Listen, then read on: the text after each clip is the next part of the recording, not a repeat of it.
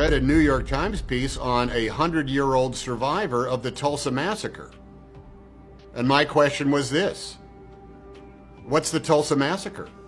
How is it that it wasn't until 2 years ago that I heard about the Tulsa Massacre? How is that possible? I've heard about Custer's Little Bighorn. I heard about the Alamo. I heard about the Triangle Shirtwaist Fire. I heard about all kinds of disasters in which people died. But I had never heard about this thing that happened in 1921, only 3 years before my dad was born.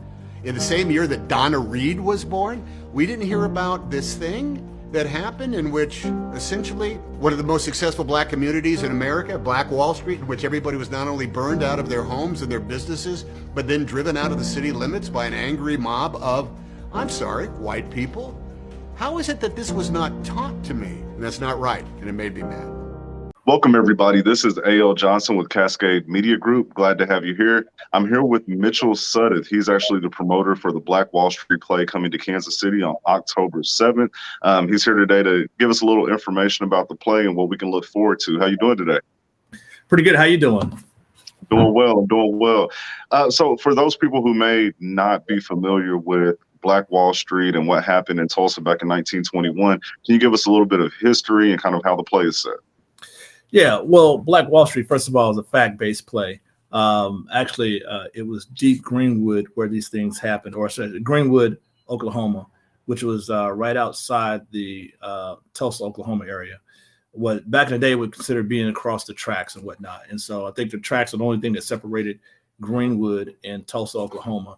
And so with that being said, it was a territory that was being developed by two African Americans, a guy by the name of J.B. Stratford and O.W. Gurley, and they came together and purchased, several blocks of land, and only would sell them to other black entrepreneurs, to build a business district.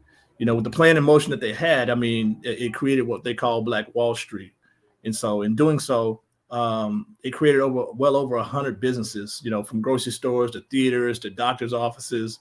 You name it. As a matter of fact, I think there was 3 grocery stores in the community. That just showed you how big of a community it was. And it was 35 square blocks. So we're talking about east, north, west, and south, which is pretty big. You know what I mean? That's like a major metropolitan type of area. And so it was pretty successful with hotels, all that good stuff, right? Theaters, you name it.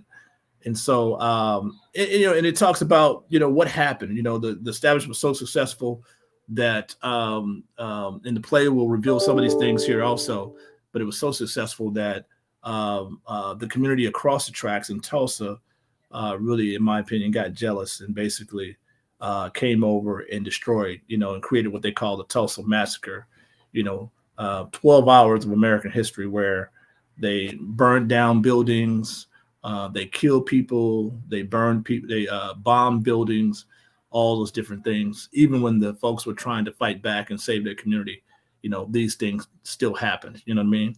But the play, which is a musical and a play, because we got Byron Cage, the gospel singer who's involved with it. And then we've also got Shirley Murdock, which she's a gospel / R&B singer. A lot of people know who she is already, but with these folks in it, it just reveals the real truth of what they call the hidden truth of Black Wallstreet. And the play is called Deep Greenwood, The Hidden Truth of Black Wallstreet. And so what I try to tell people, though, this is not just African-American history, though. This is American history, true American history. And so we got to keep in mind, this only happened maybe less than 100 years ago, or right at 100 years ago, I'm sorry. Right. Which is incredible. You know what I mean? That even in this day and age, this happened 100 years ago. Nobody really knew about this, or talked about it up until about 10 or 15 years ago.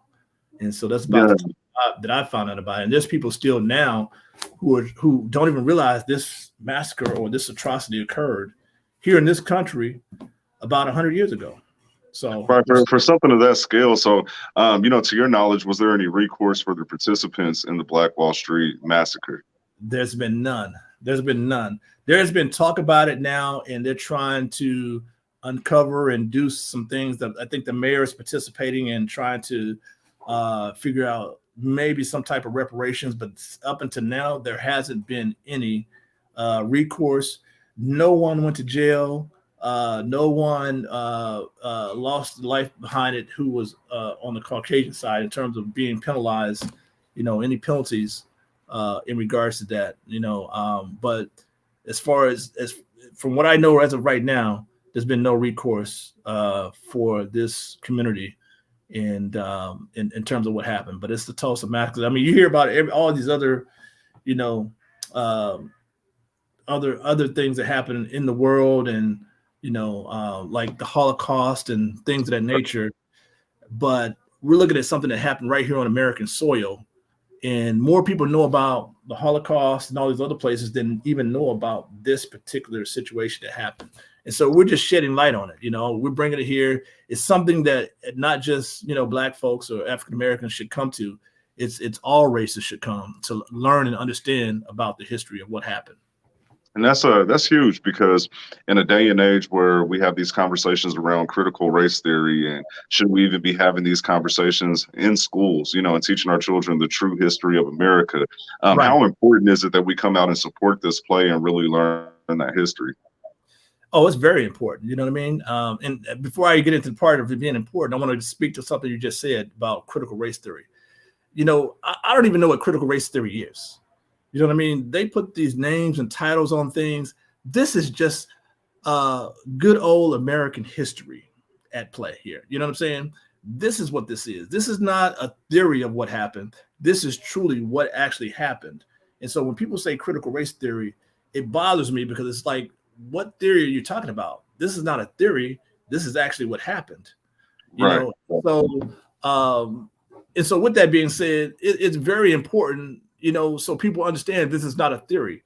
It's very important for people to come out and see this, this musical, this play, this theatrical play, which unveils the truth. It's going to show it's not going to be just so downtrodden to where it just sucks the life out of you, because there's moments of the play where, it's showing the building and, the development of what was happening and whatnot. It just shows as the tragic part of the play at the very end, deals with, the massacre and things of that nature. But it's very important, not just, like I said, for African Americans to come out and see this, but for all races, Caucasian, Hispanic, because this is American history. This is not just African American history, in regards to this. There were two participants in this, two culture participants in this. Right, so, right. How long has the play been running? It just started here in the last year. They the last few shows that they had have sold out, and so now we're ramping up to actually take this across the country. So you're going to see this play popping up, and so Kansas City just had to be one of the places that's getting it sooner than any other place. You know what I mean? Right. So, which is great. You know what I mean? And so. We're looking to have people in Kansas City come out and support this. It's an important part of history, especially for us as African Americans.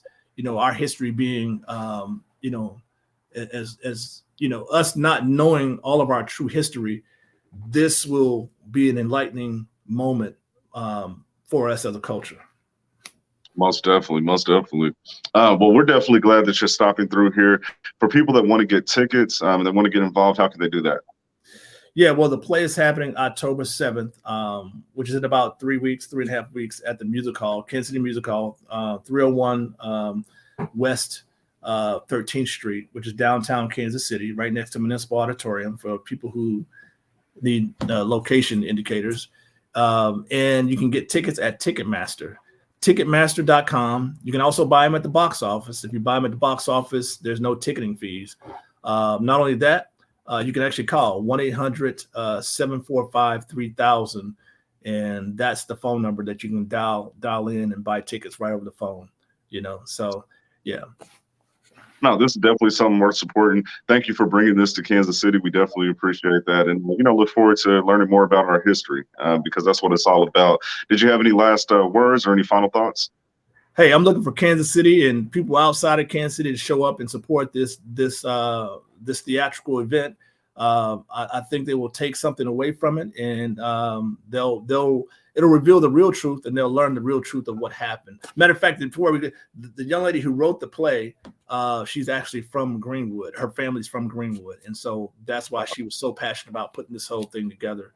And so once again, Shirley Murdock, R&B and gospel singer, and Byron Cage. You know you're gonna get some good singing when you got those two together. So.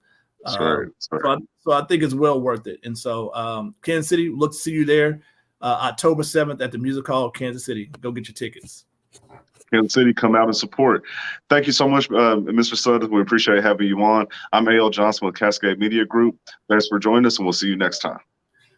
Thank you. The program is brought to you by the Kansas City Business Association.